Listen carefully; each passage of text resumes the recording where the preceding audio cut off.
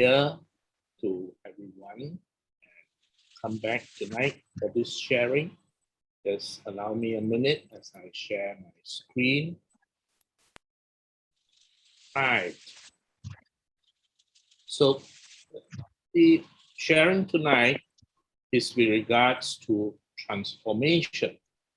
And with regards to transformation, first, everyone will ask, why transform? And then after that, what is transformation? And second, how do we transform? So let us begin by realizing that we will only transform when we see the realities of life. I often say the Buddha did not start any religion. No rituals, no magic, nothing.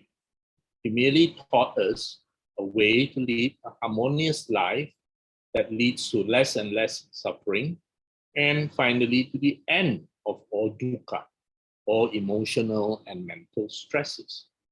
But to do that, we need to begin by first understanding what is life, how is life like, and only when we understand these, then we can adjust ourselves so that our dukkha or emotional stress will become less and less and less. So let us begin by taking a look at some insights as taught by the Buddha.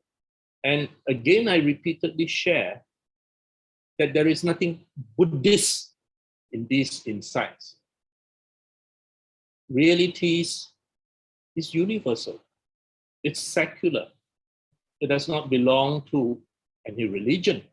So when you really look at this honestly, objectively, you will realize all these teachings are actually secular, and that anyone with common sense and some degree of objectivity will be able to see this for himself or herself, which is what the Buddha wanted us to do. So I will begin by showing this clip, which basically tells us a lot of things that the Buddha taught us.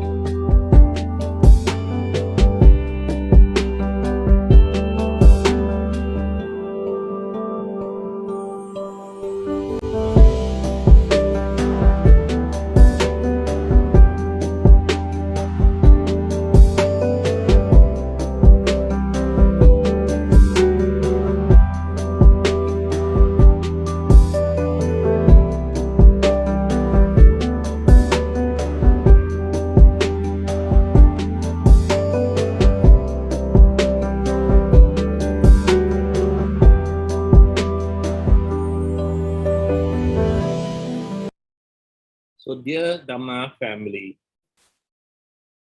these teachings shared in this video are entirely secular, but these teachings reflect much of what the Buddha taught us. One of the most important protective meditations that the Buddha taught us, and in fact he told us to reflect on it every day, is the fact, the undeniable fact that we are all going to die. The only difference is we have no idea when. My wife and I nowadays laugh that we can't even plan beyond just the next 5 days because we do not even know what will happen next week.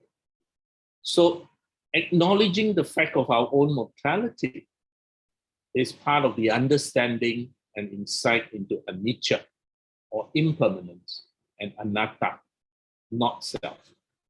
Now, the Buddha said that when you really understand impermanence and apply it in every day of your life, then our priorities are going to change. Our priorities are no longer selfish priorities or priorities based on how much wealth I'm going to accumulate, etc. We often say, think about it this way. Does it matter if you are dead in 6 months? And the point when you look at it from that way is no. Whatever this that upsets me, it doesn't matter. If I'm going to die in 6 months' time, this is nothing significant. I have far more better and important things to do. So our time is precious. Let us use it well. And the Buddha said those who understand this, all the petty quarrels will indeed disappear. Because what's the point? Petty quarrels, for example. And similarly, not only personally, but all the people that we care for, they're going to leave us at some point. Very recently, those of us within the inner circle organizing this all know of people who passed away. People we love, people we care for, and they had left us quite suddenly, quite unexpectedly. Now, this is reality. The Buddha didn't come here to patronize us and tell us, oh, pray and all this will go away. No, no, no. In fact, the Buddha pointed out these realities to us. And he told us, if you realize this, you will live every moment with mindfulness. You will live every moment well. And this is what we are all trying to train ourselves to do. I was just on the text with a friend before this sharing. And I was telling him, I don't even plan beyond 2 weeks nowadays because I do not know whether I'll still be alive in 2 weeks' time. So let us all live the present moment very well. Now we go on, and the next part teaches us our material wealth. Wealth is important. Nobody can understate its importance. And in fact, never walk away with the wrong idea that if you become a Buddhist, you're going to be materially very poor. No, no, no. As long as you earn your wealth righteously without breaking the 5 precepts, then that is called righteous wealth. And you can use that wealth very well. Help people, support relatives, support friends, support Dhammadutta activities. So do not walk away with the mistaken notion that being a Buddhist means material poverty. No, it doesn't say that at all. In fact, the Buddha in many discourses taught lay people how to use their money well. So the point we have to realize is that while money is important, it doesn't necessarily make us happy, or it doesn't necessarily make us a better person. If you have no contentment, you can work till you are 90 years old and still continue working because there's always the next dollar to be earned. So you have to realize that at some point in time, material wealth has to be balanced with spiritual wealth. That is always something which is a difficult issue to balance. And we can see it that in Dhamma family members who understood this well, they are happily able to balance this two without suffering and still live a comfortable life.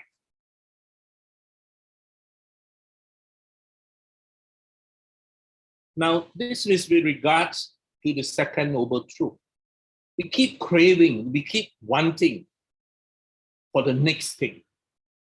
And then when we get it, the relief of that craving, that relief of that emotional urge to possess gives us a temporary happiness. So you might urge now for iPhone 13, or oh yes, the new Mac M1. But actually, honestly, your present computer is doing a fantastic job. Do you really need an M1? If you really need it, by all means. But a lot of times, we actually don't need it. Or the iPhone 13. Your present handphone probably does 90% of whatever iPhone 13 can do. And the other 10% may not even be used. But we crave for it, thinking that it will make us happy. It is actually the relief of that craving which gives us temporary satisfaction. When you realize this, then you realize that as you reduce your craving, then you'll be happy. There's no need to temporarily satisfy that craving. Happiness is always present when we are content. So be it, good, bad, who knows? So I think this is one of the most important Dharma lessons for us who are working, who are lay people outside, who are having to deal with bills, etc., etc. Now, donating money, dana of money, is of course something we are all familiar with, but there are many things more important than the dana of money. The dana of your skill, for example, in managing the very complex IT behind this sharing, the dana of your time. Time is something no money can buy. Time is something once given can never be obtained back. So these are also dana.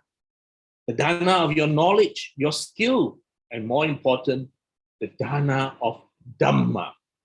That the Buddha said is the highest.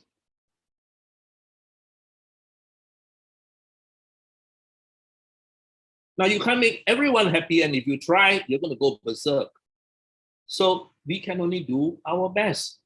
And remember, in the Buddha Dhamma, we are told sabbe satta sukhi hontu. And that sabbe satta, translated as may all beings, includes us, you. Nobody said you will torture yourself to make the next person happy. No. Even in metta meditation, you begin by, may I be happy. May I be well. Nobody said to love yourself less than you love the next person. So yes, we always try to do what we can, but you must also make yourself happy in that process. And yes, you can't be perfect. And that's why in the Buddha Dhamma, there is no original sin, but there is original stupidity. There is original defilements that we are all carrying with us from a beginningless beginning. So realize first and foremost that there is no original sin. That you cannot say, I am suffering today because someone ate an apple some time ago. No. There is original ignorance. There's original stupidity. And there are, of course, a lot of original unwholesome emotions. And the Buddha tells us right in our face that we have to improve on these negative emotions. We have to reduce these defilements. So let us not delude ourselves thinking that I am perfect. No, we are far from it. Let us not delude ourselves. That is why the precepts are training rules. They are for us to train. If we are perfect, are you aware that you will not need to have precepts? Arahants do not need precepts. We need precepts because that is an admission that we have defilements, that we have negative emotions, that we are prone to anger, jealousy, and hence we need to improve. We need to guard ourselves. And this is with regards to the teachings of karma. Our actions basically is our karma. So look at our deeds, look at our body, speech, and mind, look at these actions, and no matter what the person say, you look at how he lives his life, actually you will know.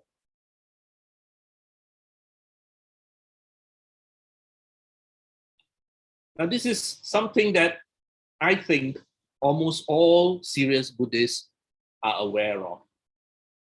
On the deathbed, all these material achievements does not matter. We have all heard the story of the 4 wives. On the deathbed, it is basically our karma which will decide how we are going to be recycled, how we will transit. Now, those of you who have come across near-death experiences, spoken to people with near-death experiences, or read the book by Professor Brian Weiss with regards to masters, you will realize that in people who had near-death experience or who are able to look back into the past lives, it is always the emotional aspects that they recall. They recall the emotional aspects, they recall the time around their death, because these are all very emotional. And those of you who are medical doctors will know that emotional memory is stored in our limbic system, in our amygdala, and that is a very long-lasting memory. So our achievements, which are material, of course are important in day-to-day life. But on the deathbed, nobody will say, should have earned another 1,000 or 100,000 so that I can give more money to my children. Nobody will have said I should have done more overtime. People will regret, why didn't I spend more time with my family, with my loved ones? And of course, whatever talent you have, if you don't use it to contribute and just hide it within yourself, it's not going to be of any effect. And of course, this is something I think every lay Buddhist is aware of, living in the moment. Now is the only time which we have. That's why it's called the present. So let us not waste it. We cannot control the past. It's gone. Memories may hurt. We hope to erase it, but sometimes we can't. So we learn from it. Happy memories we recall. And we should not hang on and attach and crave to it, because you also cannot bring it back to life. And the future, well, good, bad, who knows? None of us can predict it. We can only do what we can, doing our best with metta karuna, and hoping that these actions will lead to a better next moment, next hour, next year, next life, depending on the conditions. Remember, it's always cause, conditions, and effect. Like now, we are still in the midst of the pandemic.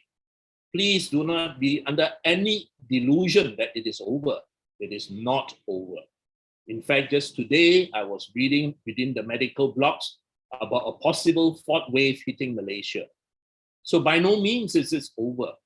And these are conditions that affect every one of us.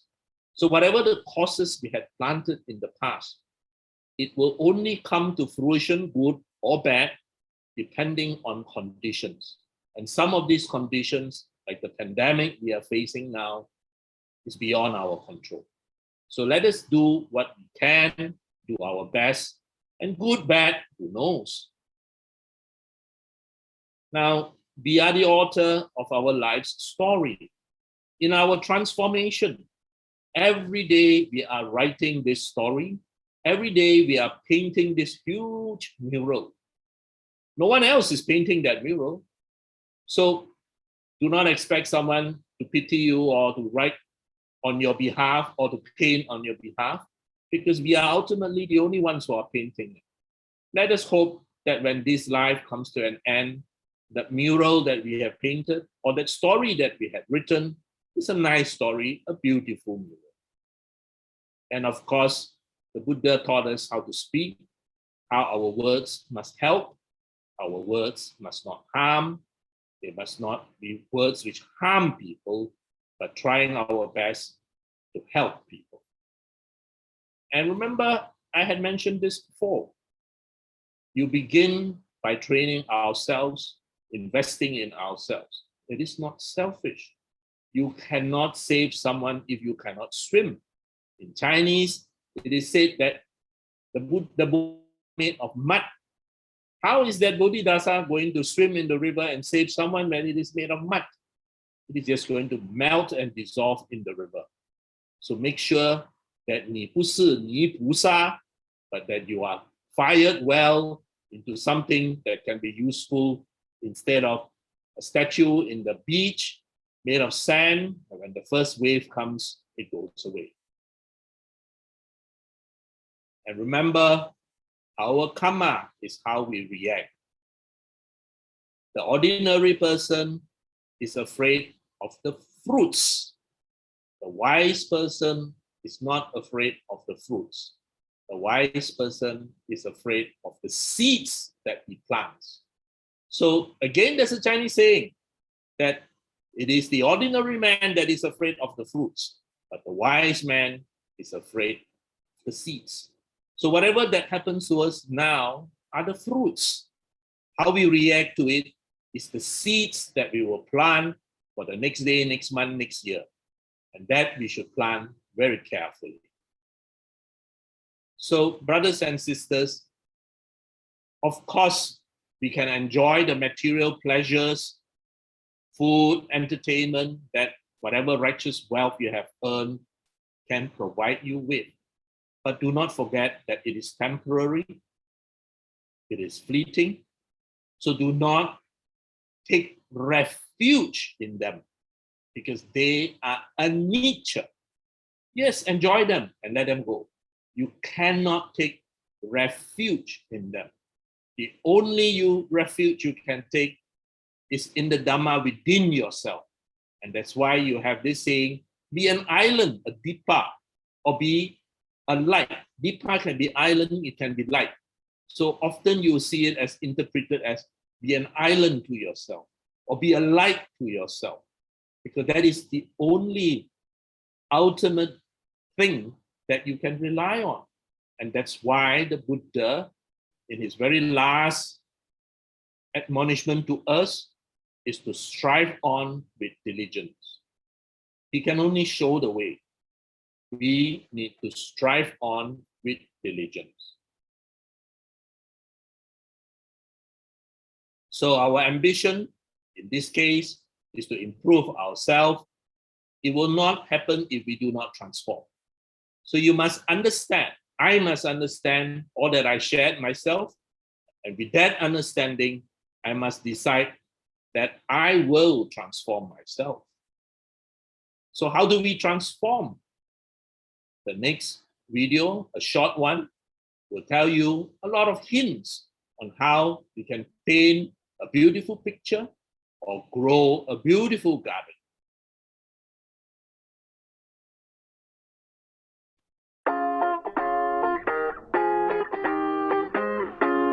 The best karma to get rid of weeds from the mind. A master asks his students the best way to get rid of weeds. The students were curious why the questions were so simple. A student replied by pulling them out, by digging them, by suffocating them, by burning them, or by using herbicide. The master smiled listening to all the answers. He asked all the students to get rid of the weeds in their own way on the lawn of the temple. They were going to see the result in a year from then. After 1 year has passed by, everyone came to see the result of their work. Although they tried very hard, they couldn't stop the weeds from growing. Many had given up. The master smiled and said to the students, "Look at my lawn." The master's lawn, once covered by weeds, is now full of beautiful flowers, vegetables, and fruits. He said, the best way to remove weeds is to plant something else in the lawn.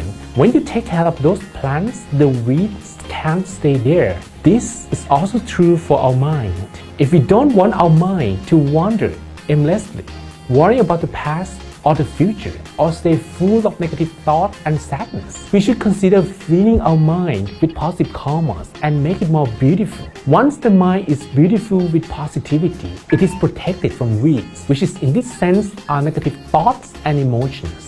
This is what mindfulness is all about. We protect our mind from negativity and allow only positivity to grow. It is an art of living a happy life when we have to face challenges that contaminate the mind the whole time.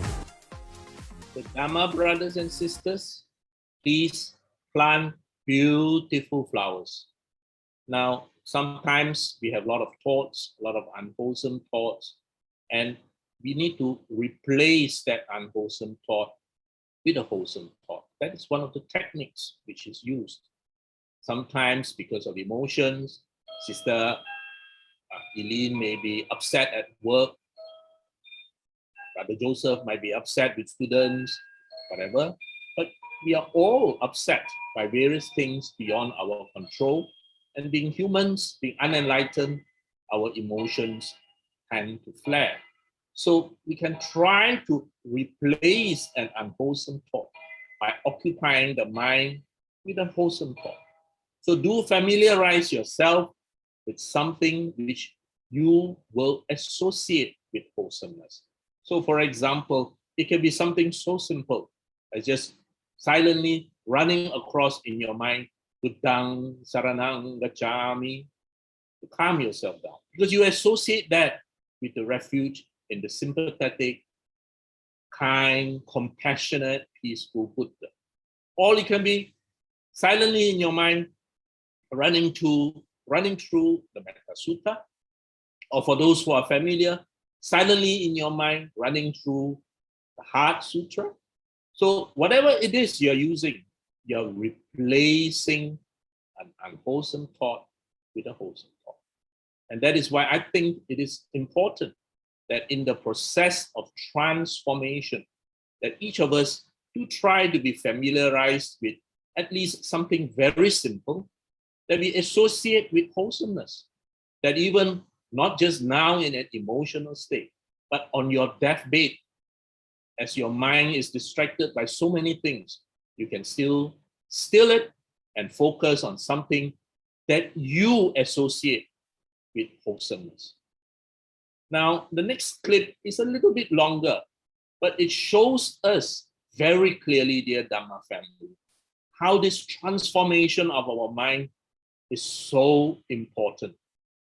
Please watch it, look at the translations, and you will learn a profound lesson of how applied the Dhamma to transform our mind will help us in our daily life.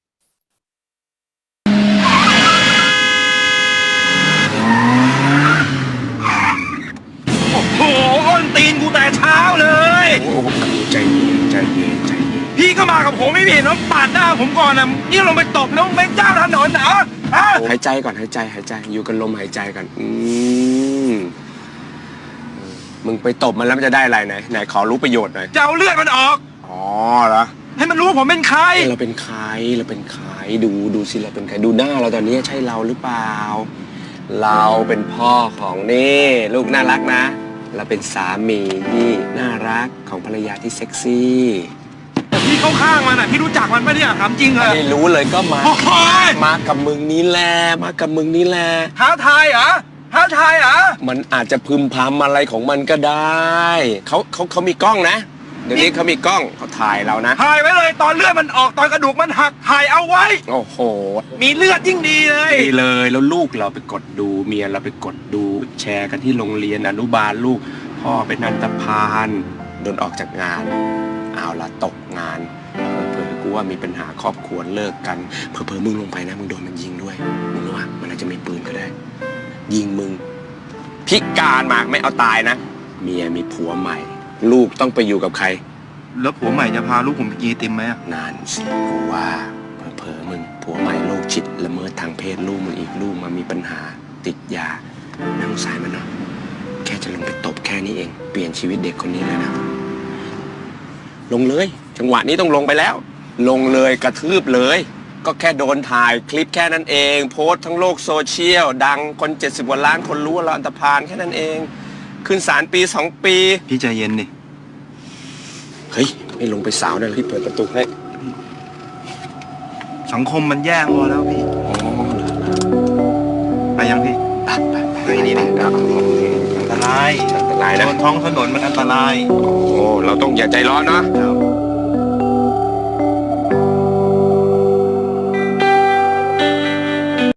Dear Dhamma family, I hope you enjoyed that clip as much as I did. I always enjoy watching that clip because it teaches us so much. Just that moment of mindfulness, that one moment, thankfully to his friend, had saved him from so much problems. So, dear Dhamma family, we need to transform. Why transform? I had already told you what to transform. And now let us take a look at how we can use some aids to help us in this process of transformation. So we all want happiness. Third Noble Truth tells us that we can all achieve ultimate happiness when we get rid of greed, anger, and delusions.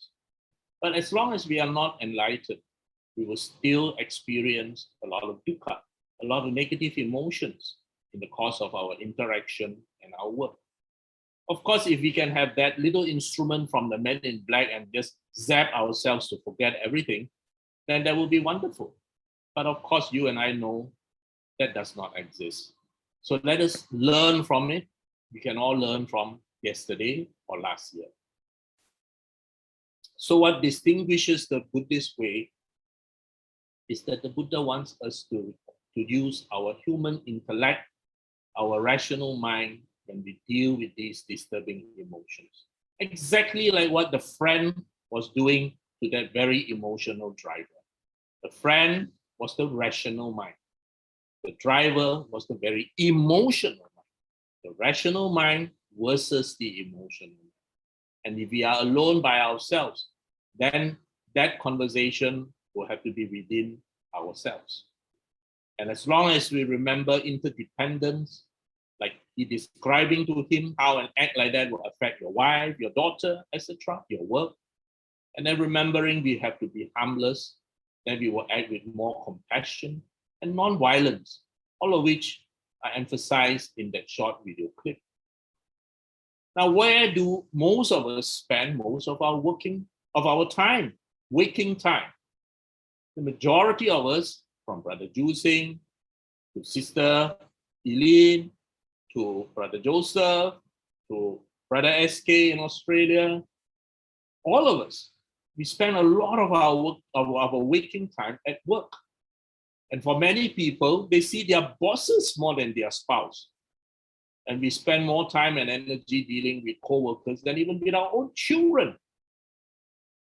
In reality, actually, we spend a lot of our time at work, which has effectively become our identity. For example, many of you call me Dr. Wong. Actually, you can drop the word doctor. It makes no difference.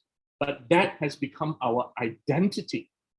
And for many people, the work becomes their identity, their satisfaction, their purpose, and their meaning. How does the Buddha Dharma look at work?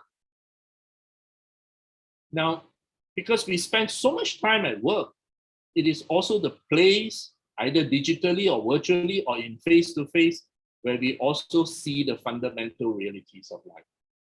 There's a lot of dukkha, a lot of frustration. Everything is interconnected. Everything is impermanent. Now, the Buddha's teachings are very practical teachings. Please, dear Dhamma family, it is not about some reward in the sky. The Buddha's teachings is about here and now, right now. And it's not about theory.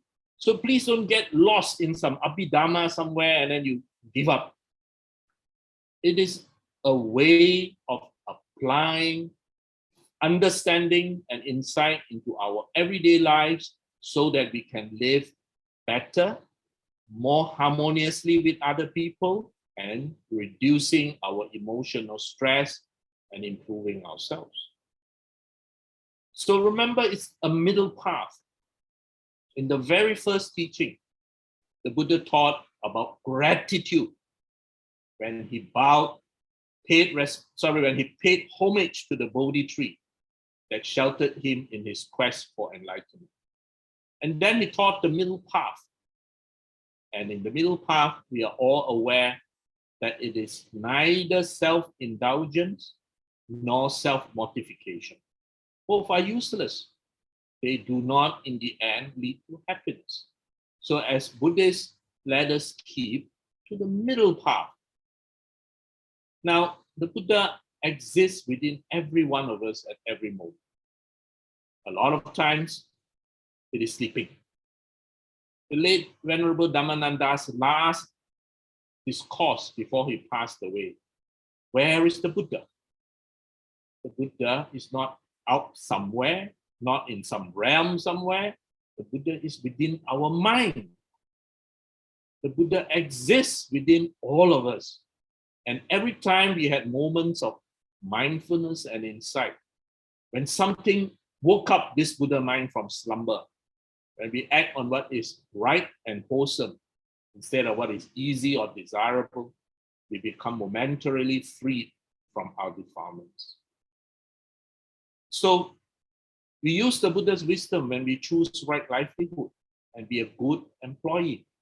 Now, in transforming mindful work relationships, we utilize the Buddha Dharma to make other workers, co-workers, bosses, supervisors, difficult people, customers, all harmoniously happy.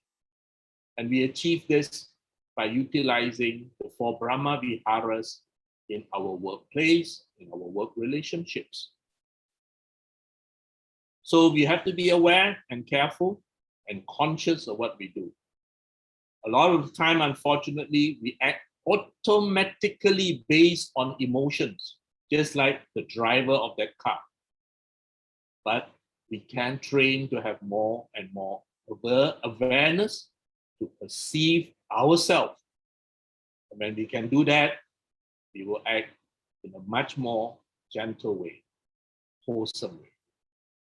Now, my personal most important lesson, as Brother Yu Tong always say, non-self or not self.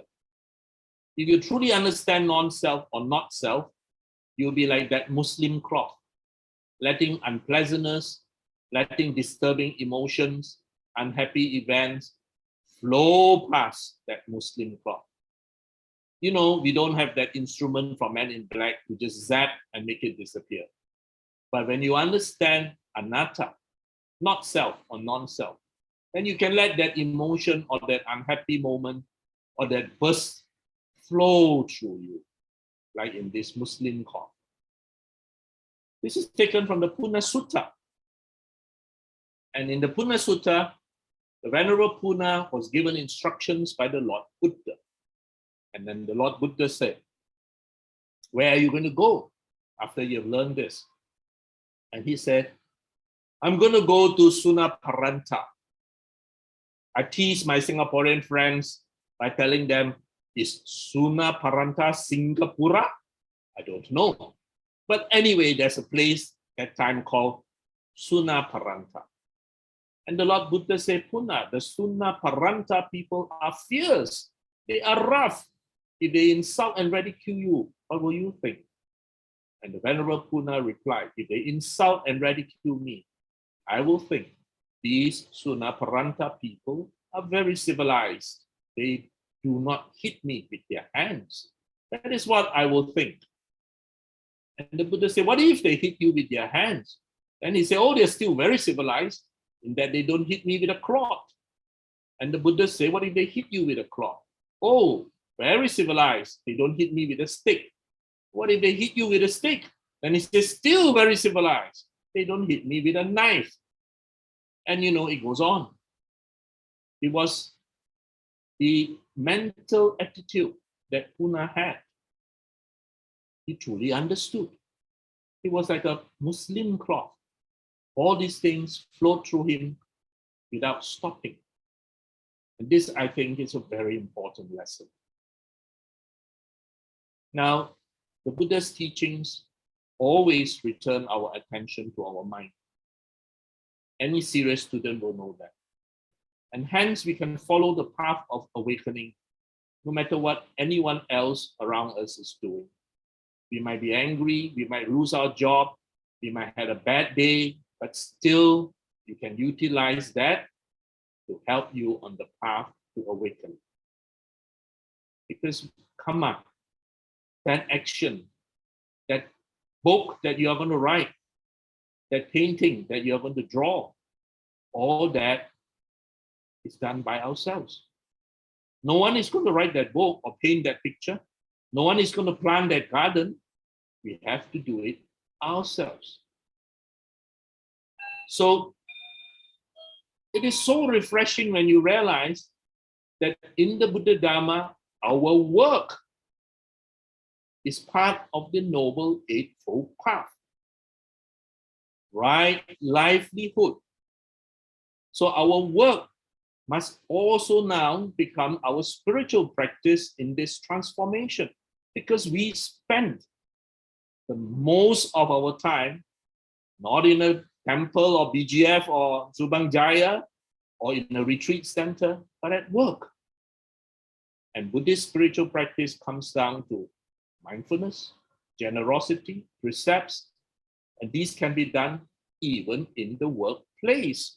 Hence, right livelihood is part of the Noble Eightfold Path. And our livelihood, the place where we are working, is not separate from our spiritual life. So all work is practice.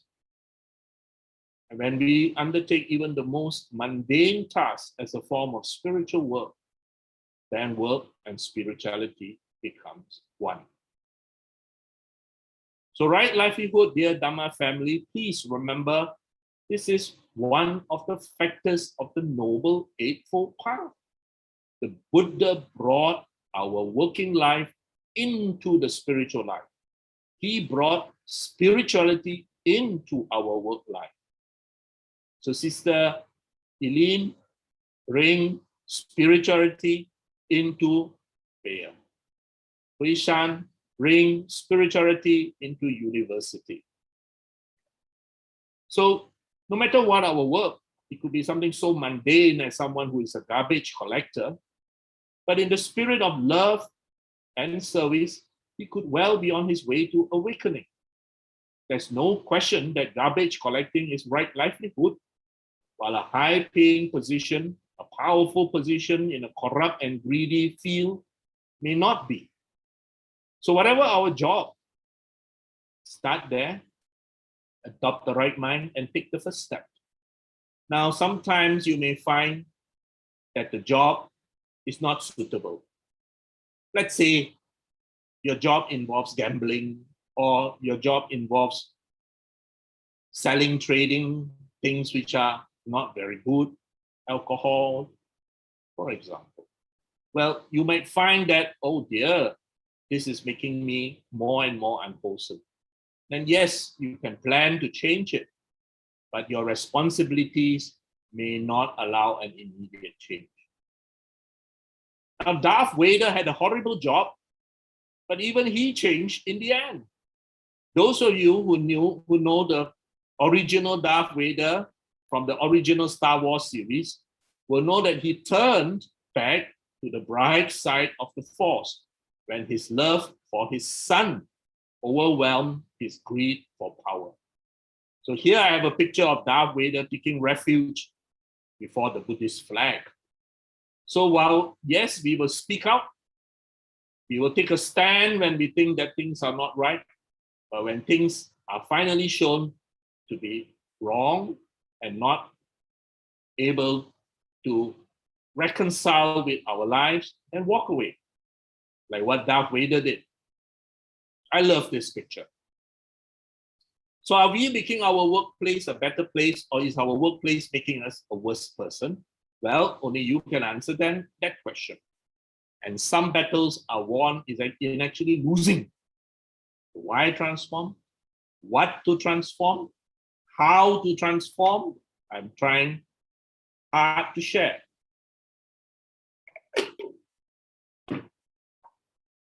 Righteous wealth, remember, is wealth acquired righteously in a wholesome occupation without breaking any of the 5 precepts. So sama ajiwa, wholesome and proper livelihood. If we want to transform, this is where we can begin, because this is where we spend most time. So can we start our work day with a ritual that promotes wholesomeness? Can we put a connection between work and spirituality, the values of mindfulness, generosity, fairness, and caring for all? Can we create an environment that supports the Buddha Dharma from our working hours? Yes, of course we can. Bring the Buddha to work, like in this picture here. So I personally find icons are very powerful help because they constantly remind us of the Buddha Dharma. Because sometimes we are lost in the busyness of work, we are lost in our meetings, etc. But I find icons are very powerful. That icon could be just a simple picture on your handphone. So every time you make a phone call, you see that picture. That icon could be a ring, like this ring that I look so hard to get. It reminds me constantly. But I want you to see that storehouse on the right. That storehouse is a storehouse in UK. And you see that the owners had put a very Buddhist icon right in the very middle of this storehouse to remind everyone of the values of the Buddha Dharma that we need to apply. Some of you are interested in photography. Many of you are, in fact.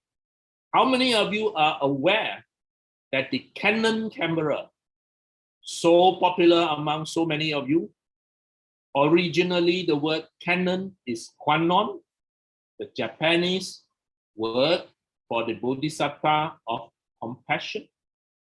How many of you are aware of that? Well, sad to say, not many are aware.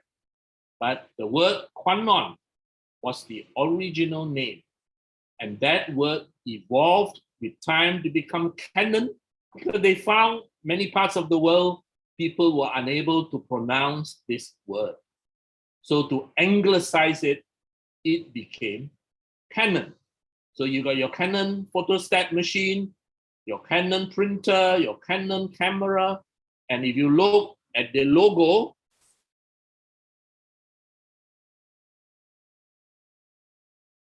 of the first Canon camera, you will see this. Now, those of you who are sharp, this is the lens of the first Canon camera. This is the close-up of the lens. Those of you with sharp eyes will see this is the Kassapa lens. Now, who is Kassapa? Kassapa is the founder of the Sangha. Not the founder, sorry, the first leader of the Sangha after the Buddha's Mahaparinibbana. Kassapa was the man who organized the first Buddhist council, Mahakassapa. This lens, the first lens to be made, is called the Kassapa lens that mounted the Canon camera. Why is the lens so important? Why is it called the Kassapa lens? Because it gives you right view. If this camera lens is lousy, everything is distorted, everything is blurred. So you need right view. So you see how powerful these icons are. Unfortunately, not many people are aware. But those of you with Canon printers, Canon photostat machine, and Canon cameras, now you are aware, and please do remind yourself. So our transformation, remember, dear Dhamma family, we always talk of body, speech, and mind in the Buddha Dhamma. Our transformation, the body with precepts. Our speech, only Dhamma. Our mind, be calm and still. So please remember this transformation. It is doable. Of course, none of us except for the Arahant in this audience, is perfect. So we will have transgressions with this, this, and this. But it's perfectly all right. Please remember, even the Sotapanna has transgressions with these. Even the Sotapanna has not got rid of his greed and his anger. It is only the Arahant in whom these are perfect. So be kind to yourself. We are all still undergoing transformation. We are all undergoing Sikkhapadam, training. All these are training. If we are perfect, there is no need to be trained. The fact that we need to be trained means we are imperfect. And let us accept that. Let us be able to live with that happily and with metta too. So do not be harsh on yourself. With that, I close this PowerPoint and I share with you one last video, which is very important because it tells us the importance of repeatedly practicing. It tells us that if you chant the Heart Sutra 10 times a day, sooner or later, the words will seep inside you. It tells you that if you practice metta meditation enough, that metta is going to be your lifestyle. It tells you if you keep to the 5 precepts yourself, sooner or later, that 5 precepts becomes you, your personality. So this is very important. Please pay attention.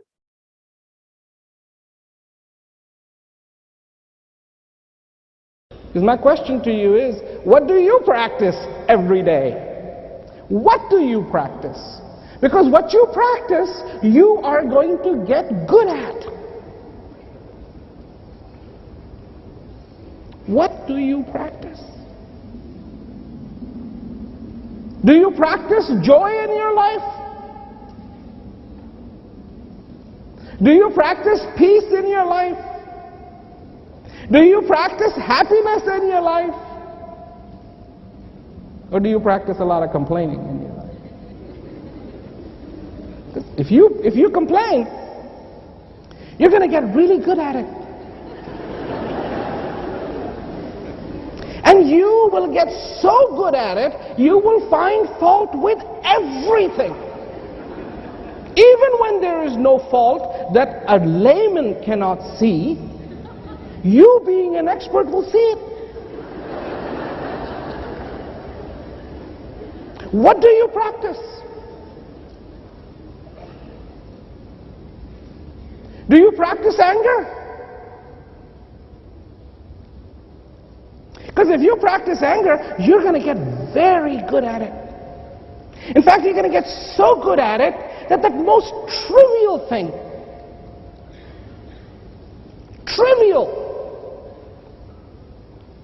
will make you angry.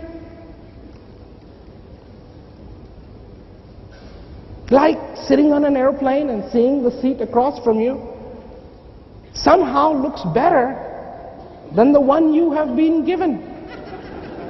And that is so unfair of the airlines.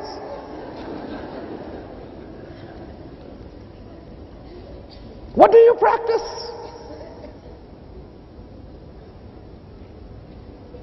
And what have you been practicing? Because there is an art to practice too. If I take a violin and take the bow and just rub it against the violin, it's going to make some screeching noises, terrible noises. And I can practice that every day, and become really good at making screeching noises from a violin. So what is it that you practice every single day?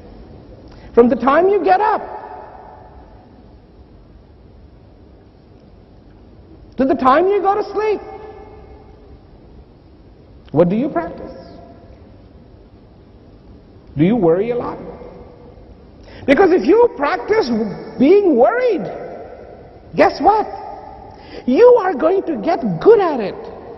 And you're going to get so good at it that everything will worry you, including the buffalo you don't have.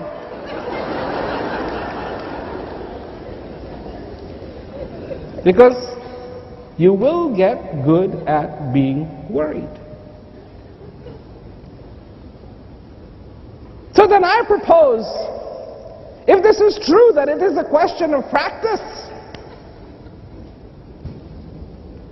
then I propose you practice joy. Practice being in peace. Because invariably, you will become really good at it. Peace is good. Joy is good. Being conscious is good. And if you can practice being conscious in this life, then that would be a wonderful thing. Because imagine the rewards of being conscious. Imagine the rewards of happiness. Imagine the rewards of joy. Imagine the rewards of a fulfilled life. Imagine the rewards of a fulfilled heart. Imagine the rewards of a life complete. Dear Dhamma family, practice, but you have to practice what is wholesome.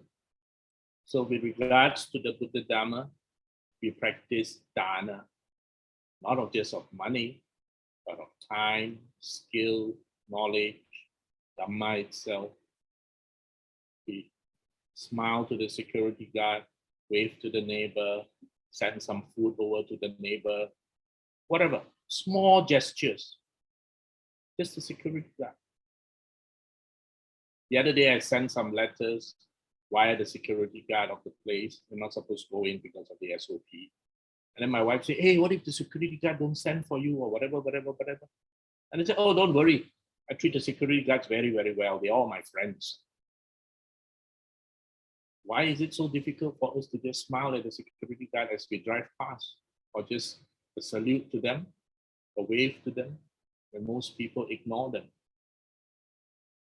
That is transformation, dear Dhamma friends. It's the dana of an acknowledgement of gratitude, time, money if you can, service, IT skills are badly needed, as almost all sharing nowadays is online. Highly valued. And of course, Dhamma knowledge, life experience, work experience. We transform the body with precepts. We transform the speech as far as we can.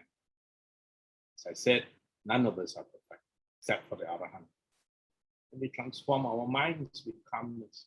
And whatever you do every day, as the last speaker said, you're going to be very good at it. If Eileen is scolding people every day at work, you silly fool, if I have a relative who holds a powerful position in the bank, and sometimes we stay in her place when we go to KL, and I can see she's really very good at scolding people on the phone. She's really very good because she's been doing it for decades. So what about the opposite? If we are always practicing the opposite, then we'll be very good at it as well. So if you're keeping your precepts regularly, you'll be very good at it. Generosity, you'll be very good at it. Keeping the mind calm, still, with Metta Karuna, again, you'll be very good at it because you've been practicing it for years. Sharing the Dhamma. So some people are saying, yeah, I shy lah, cannot, ayo nanti, I don't know how to answer. How? I always say no. Just do it. Because with practice, you will be better. So let us practice the Buddha's teaching. Let us transform. I've shown you reasons why. I've shown you how and what. So let us, brothers and sisters, utilize it. Utilize that. Our work takes up a lot of our time. And I'm very impressed the first time when I realized that the Lord Buddha included our work as part of our spiritual life. Sama ajiva. the middle part of the Eightfold Path. Right speech, right action, right livelihood. The Buddha actually specifically included our livelihood as part of our spiritual life, because our working hours take up lots of time. And being involved in a spiritual transformation in the working hours is something that will be so helpful. Icons. Some years ago, this must be at least 15 years ago, I was with a very dear Dhamma sister who is now a nun. And she attended this 1 million mantra recitation in a very eminent monastery. They recite this mantra 1 million times. And at the end of the 3 days, it was question time. And the teacher that year was an extremely eminent teacher, one of the teachers of His Holiness the Dalai Lama himself. So he was a very senior teacher. And so somebody at the end of the 3-day recitation raised a hand and said, and asked a question, which was very brave. The person asked, "Oh, Venerable, does the Bodhisattva Avalokiteshvara exist?" We chanted 1 million Om Mani Padme Hum.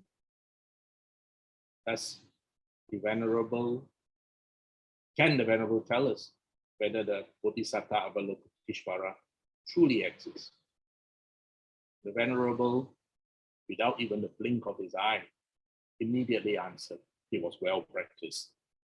He said, yes, of course, the Bodhisattva Avalokiteshvara exists, but in your mind, in Sister Eileen's mind, in Brother Whaley's mind, in Sister Hui Shan's mind. The person who asked was shocked. The person asked, in that case, why did we just chant 1 million Om Mani Padme Hum? And the Venerable again replied, we chant because we want to transform our mind into that mind of compassion, like the Bodhisattva Avalokiteshvara. We are not chanting for an external being.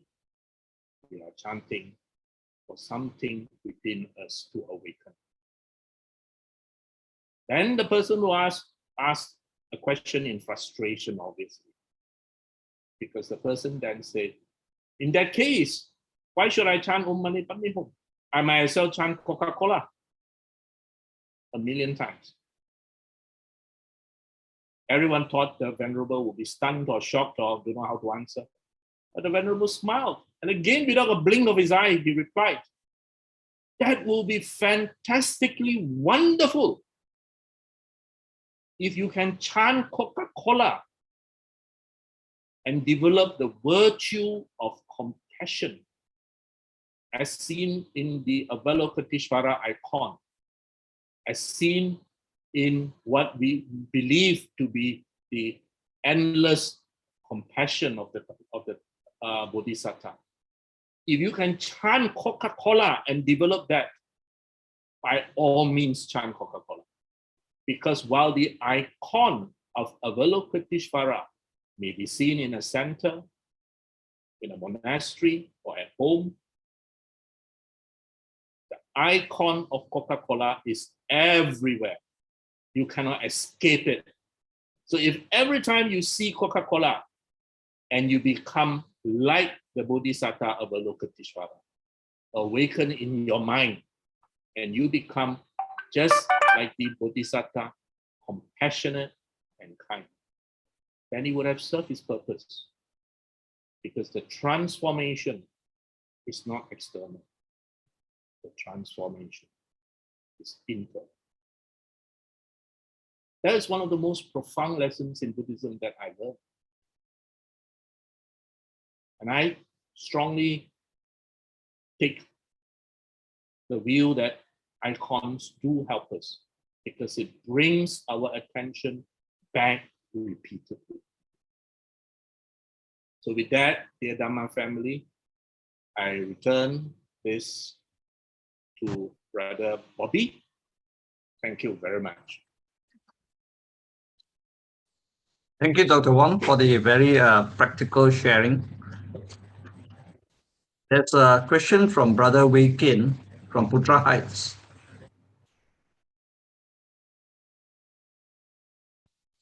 Question is, we have original stupidity and original ignorance.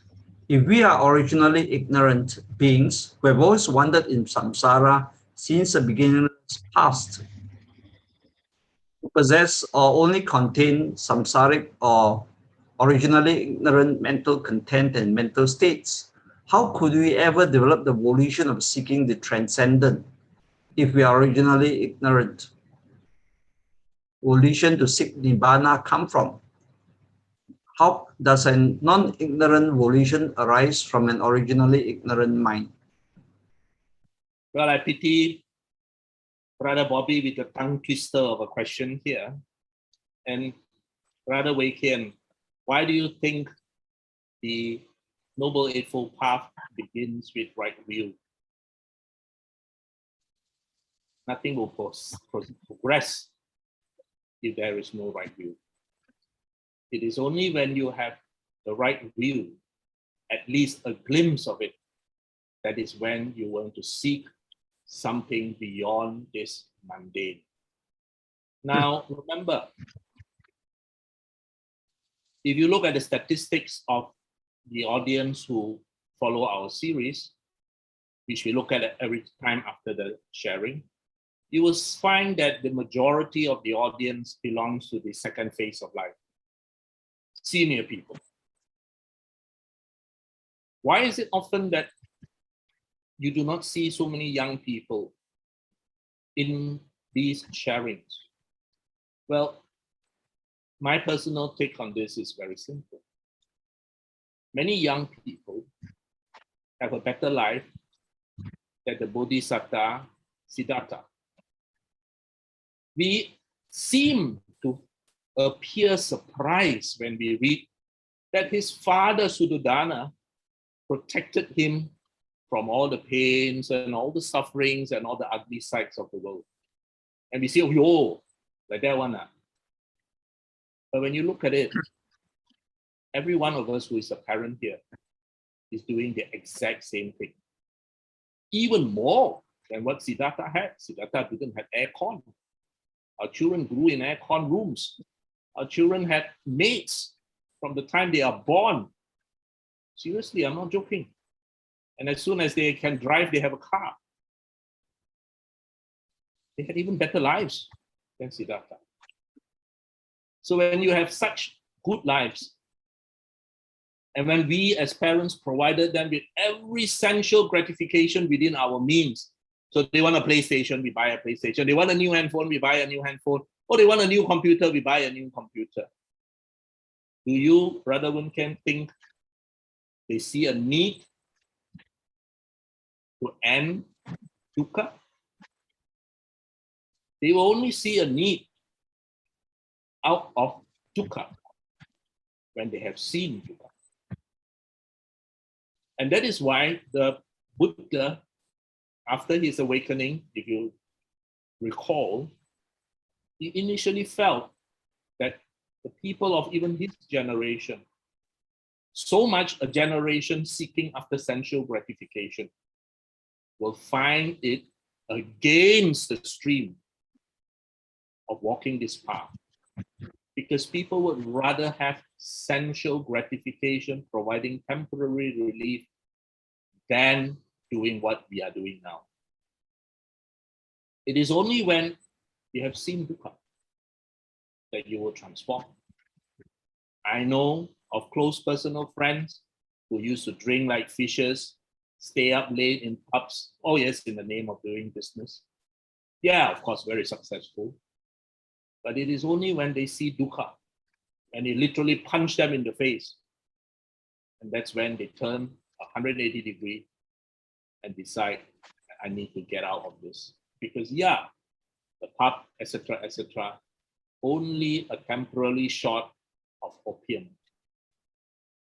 Now, until you have the will of that, you're going to be continuing in these rounds of transit, because the drive to continue this round of transit is there.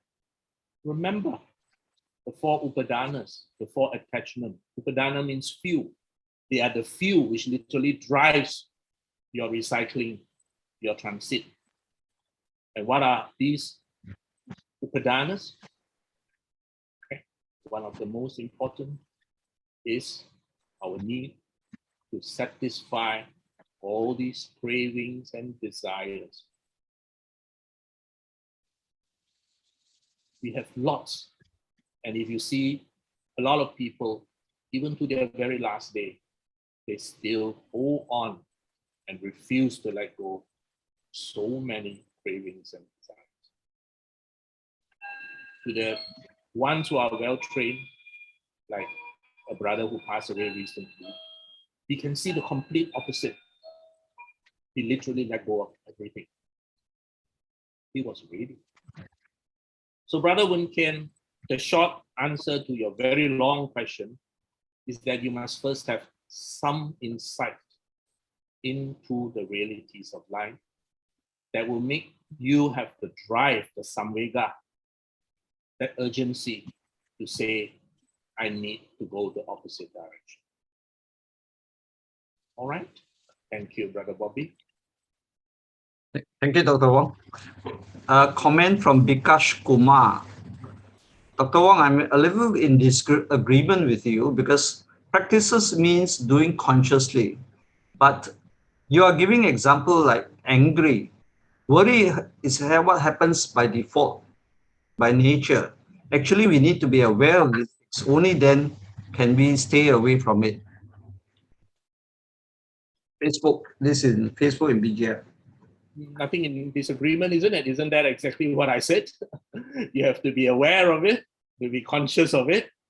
So there's really nothing to be in disagreement because you have to be aware of the emotions. All right. Thank you for basically clarifying what I said. Yeah. Second question from Dr. Wakin again. Pleasure is only temporary and fleeting. So stop chasing fireworks and start building a constellation. How about the joy of Dhamma? Is that also temporary and fleeting? Why then ought we to take refuge in the Dhamma? There is different joys that we are talking about. One joy is the joy of essential gratification. The joy of satisfying a craving or one of the 5 senses. The other joy in the Dhamma is the joy of not having craving. Now, the insights into the Dhamma, if it is truly an insight, is irreversible. If you know it, you know it. You cannot unknow it. So if you really understand what is impermanence, or you understand anatta, not self, you cannot unknow that insight. So the joy in the Dhamma comes from one, the joy of knowing that there are many things which are beyond our control. So don't take it personally. A lot of times we take things very personally. We own the distress. The joy is a different joy from the joy of eating a cake or a tiramisu. The joy in the Dhamma is the joy of knowing that things are like that in the real world. Get real. Secondly, the joy in the Dhamma is not the joy of acquisition, but the joy of letting go. So there is 2 different things. I have never seen people so happy in letting go beyond some of the friends that I personally know in JB. I mean, a lot of people will be very unhappy if they lose a lot of money, isn't it? In fact, most people will be very happy to say, "Ayo, now I'm not going to earn so much money in the next few years." But I know people here who are very happy that I've given up. I'm going to earn 30K less a month and I'm so happy. Why would someone behave like that? I mean, to most people, that is madness. But here you have a person who says, I'm giving up my business. I'm so happy. I'm actually losing money every month now. I'm not going to bother to the fact that I do not earn more money now. He really must have a different view of the world to do that. If not, no one will do that. So the person who actually says, I'm now earning 50K a month, I'm actually giving it up, I don't want to earn 50K a month anymore. He has a completely different view. But yet he's happy. So what is it that had made him look so differently at this same point? If I've asked many other people and I said, now you're earning 50K a month, I'm going to tell you now from next month onwards, you're not going to earn 50K, you're going to earn zero. Most people will be very distressed. But here you have a brother who is actually very happy. So he obviously sees the world, right view, or whatever view, differently. Now that joy of renunciation doesn't mean you shave your head and become bald and become a monk, not that renunciation, but the renunciation of a whole. Most people will say, "Ayo, I must earn, 90 years old, so I must earn." And I'm not joking. I know of colleagues who work until they're almost 90. To what end? So to what end is this person who is giving up everything at 60 and yet is so happy? He has a different view. So the joy of the Dhamma is a different joy from that of eating a tiramisu or maybe listening to a K-pop song. It is the joy of freedom from attachments, the joy of freedom from upadana, the joy of understanding how the world works. That is again why, if you look at the Chan stories, many of the Chan masters were considered quite mad by people who do not understand, because these people, they behave so differently from the rest. They must be a bit mad. And I give you another example that I love. This venerable master was very eminent. Everybody respected him. He lived in a little hut. One day, one of the neighbors there, whose parents actually supported this venerable, the young teenage daughter was pregnant. And so they were very upset and they asked, who's the father, who's the father, who's the father, blah, blah, blah, blah, blah, blah. And finally she said, it's the monk. So of course the parents were very angry. They went over, they scolded and scolded and scolded the monk. And all he said is that so? And after that, when the baby was born, they took the baby to the monk and said, here, the baby is yours, you take care of it, it's your responsibility. And all he said was, is that so? Is that so? And of course, his reputation plummeted to the ground. He lost most of his support, etc., etc. But he did his best to care for the baby. And of course, within a short time, the mother could not take it anymore. And she confessed that the real father is another boy in the village. And so, to the great embarrassment of the parents, they went to the monk, apologized profusely, and said, can we take back the baby? And all he said is that so? And gave the baby back. Now, this story is really a story of non-self, of anatta, of someone who really sees the world not with the eyes that you and I see. Of course, it's a story. Whether any one of us can really have that sort of muslin cloth ability is let's wait to see. But this is a story that shows you absolute anatta, not self, non-self. And of course, to other people who look at it, none of them can understand it. And they will say these Zen masters are all a bit mad. All right? Thank you so much. Thank you, Dr. Wong. Next question from Brother Hai Ing. How do we avoid or prevent ourselves from feeling guilty when we intentionally break the precepts to our advantage, such as being greedy for more wealth at the expense of others who suffer due to our greed or lies?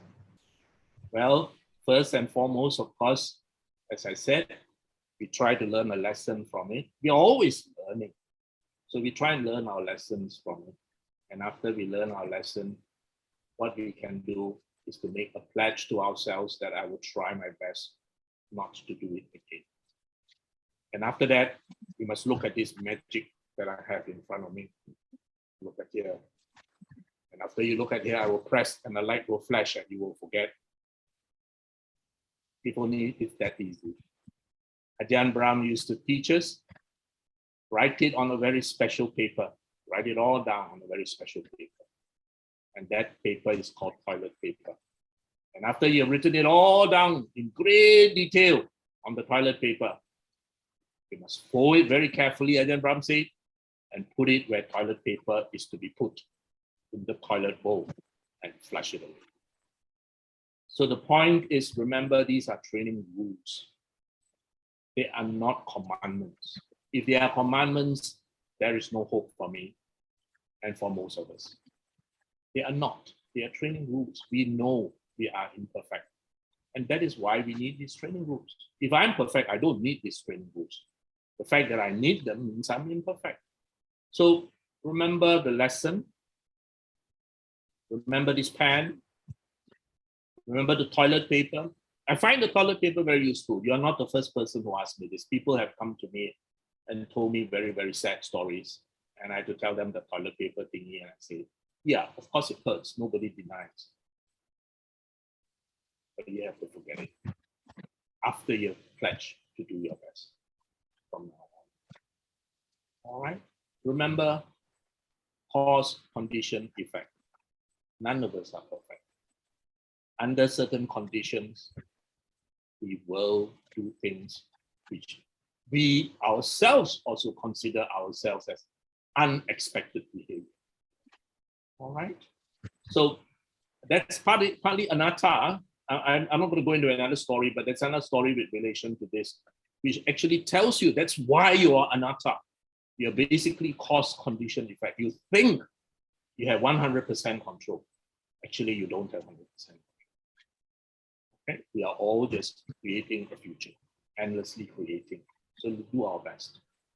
Okay? Yes, Brother Bobby, thank you. Yeah. Thank you, Dr. Wong. Another question from Brother Ben Hoy.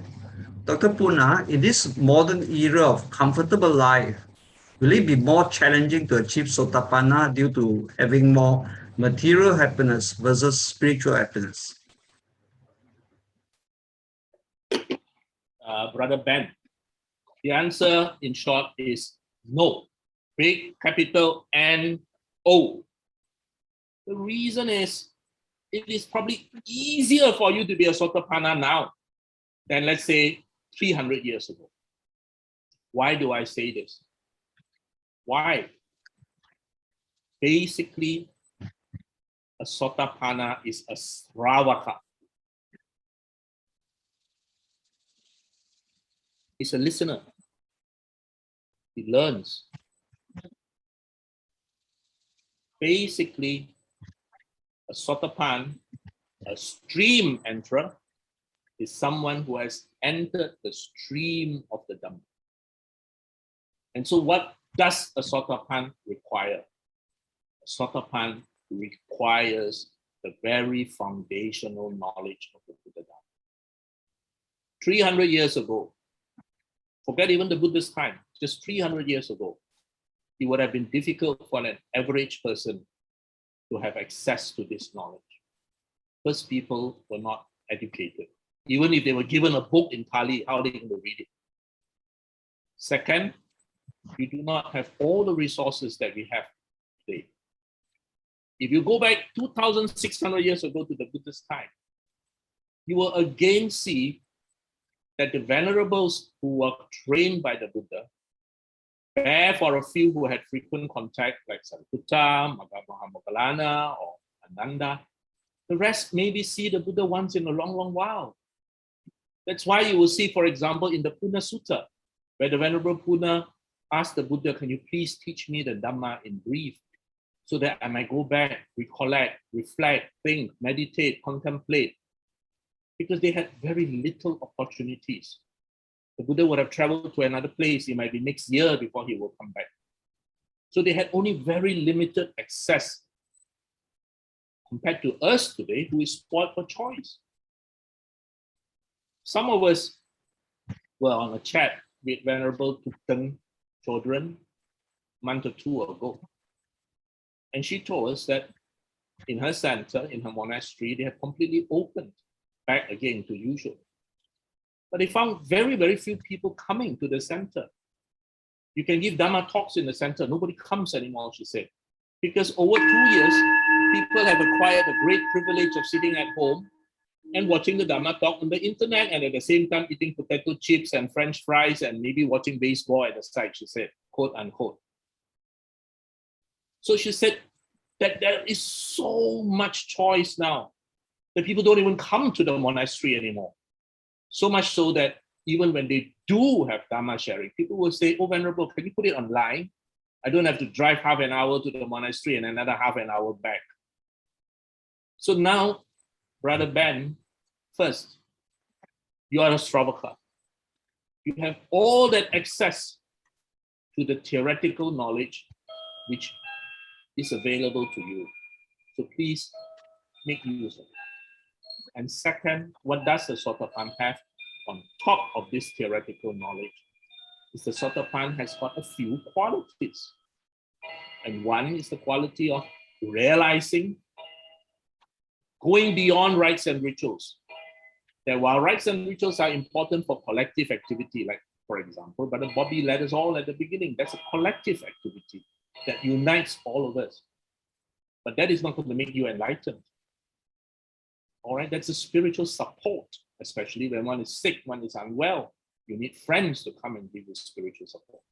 So you go beyond the rites and rituals. You do not take refuge in rites and rituals. Remember, lots of people take refuge in rites and rituals. They think that the most important thing is that rites and rituals. Now, with the theoretical knowledge, you also understand a bit of anatta. You know that this physical body is not anatta. You know the three aspects of I, my, and mine.